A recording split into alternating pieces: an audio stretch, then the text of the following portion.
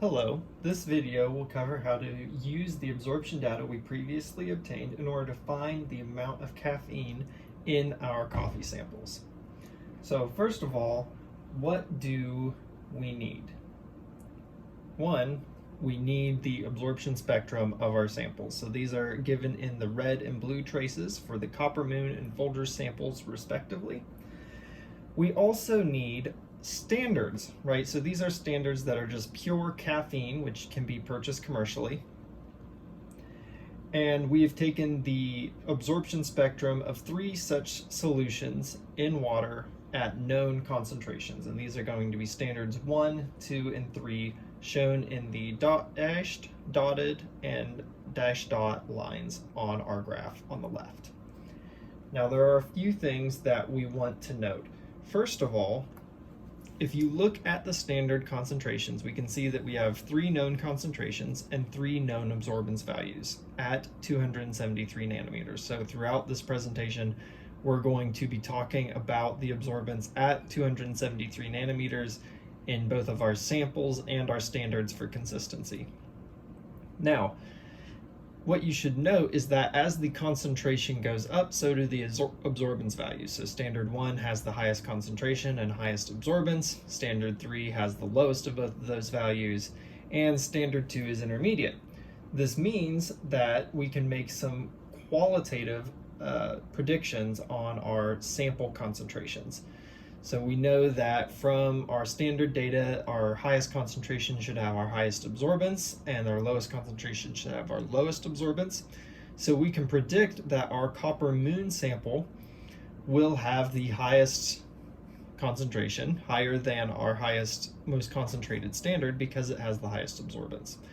Whereas our Folgers is in between standards 1 and 2, and therefore should have a concentration in between standards 1 and 2, and probably closer to standard 1 since it's closest to that value of absorbance. The last thing to note is that all of our absorption spectra are similar in shape, which is good. That indicates that we have very little absorbance from other species in solution, so our samples are relatively pure caffeine. Now, how are we going to use this data? What we'll do is we will plot our standards. We'll plot the concentration of the standards on the x-axis, and we'll plot the absorbance values of the standards on the y-axis, and we obtain this sort of a graph. Now we can perform a linear fit of these 3 data points. Excel can do this quite easily, and we get this linear equation, right, which I've written here in the form of y equals ax plus b. You may have seen this in algebra class as y equals mx plus b. Basically, you have your 2 axes related by a slope and then an intercept. Now, there are a couple of things to note here.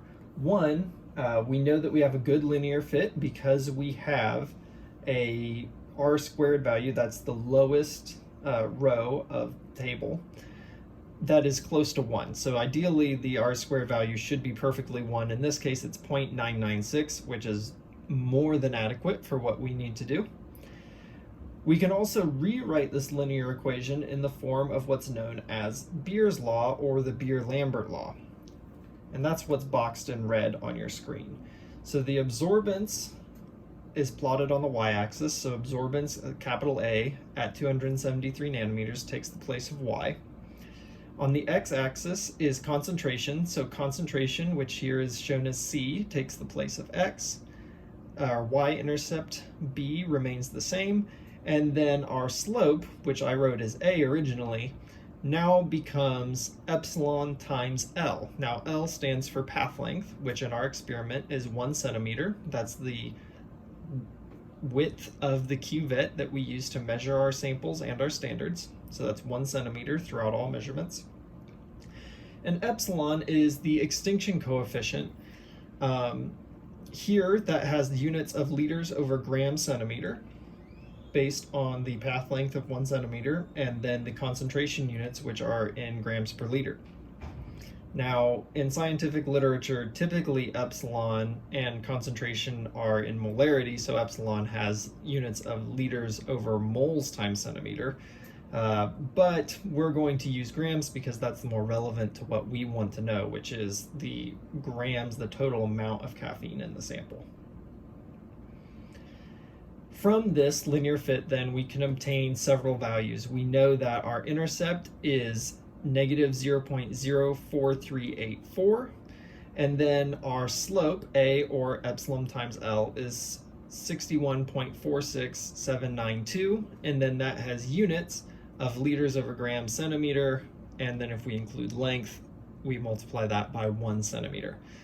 Now, of course, you'll note that having centimeter in the denominator and then a centimeter multiplying in the numerator means that the centimeter units will cancel, and so we'll end up with grams per liter if we treat epsilon times L as a single constant. And since the path length is a constant throughout this experiment, we can make that assumption. Now, how do we actually use this data? First of all, we'll take this equation highlighted in red, and then we can simply plug in the values that we know. So if we take the copper moon example, we know the absorbance, so that's the bolded value there. We don't know the concentration, but we know the slope, epsilon times L, and we know B. So we can plug all those values in directly and solve. Now, typically, if we had a perfect ideal Beer-Lambert behavior, we would have B equal to 0. And so on the top line in our numerator there, it would simply be the absorbance value, and then we would divide by our epsilon times L. However, we're not working with a perfect ideal system, and so we have a small value that we actually do have to include. So we can do that top subtraction. This gives us our simple fraction that we can do division. I also went ahead and moved the units out, right? So when you move the units of liters over grams from the denominator to the numerator, then we get grams per liter. So our final answer once we do this division will be in grams per liter, which is the concentration value of our x-axis. Doing that math, we get 0.035 grams per liter is our concentration for the copper moon, and you can repeat that process with the Folgers sample and obtain a similar answer. So, using simply our graphs and our absorbance data, we've been able to reveal the concentration of caffeine in our copper moon and Folgers samples. Now, this is great information, but these are concentrations. This is not the actual amount of caffeine in our original samples. So how do we go about figuring that out? First of all, we need to think about what do we know. We know that the total volume from our experiment is 500 milliliters or 0.5 liters for each sample.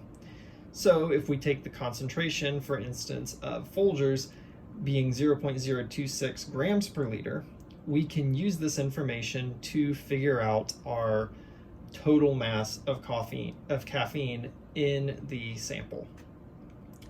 We will want to rewrite our concentration as a simple fraction.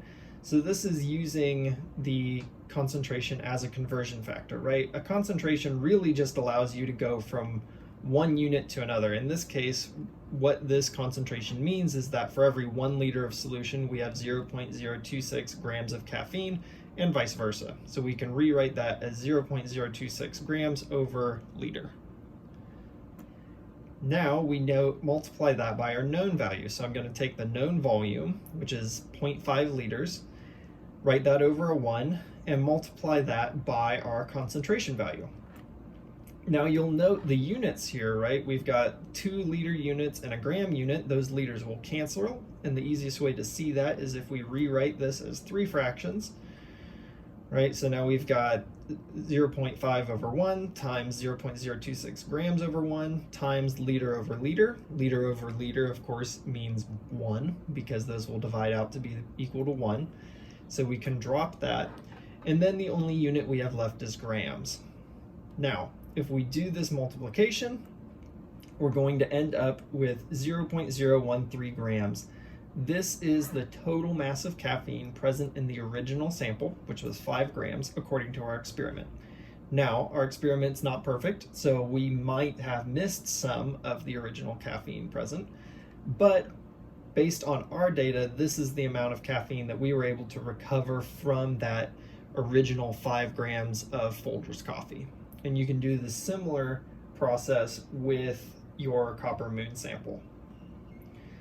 Thank you. I hope that you've enjoyed this quick video just showing you how we can actually use UV-Vis absorption data.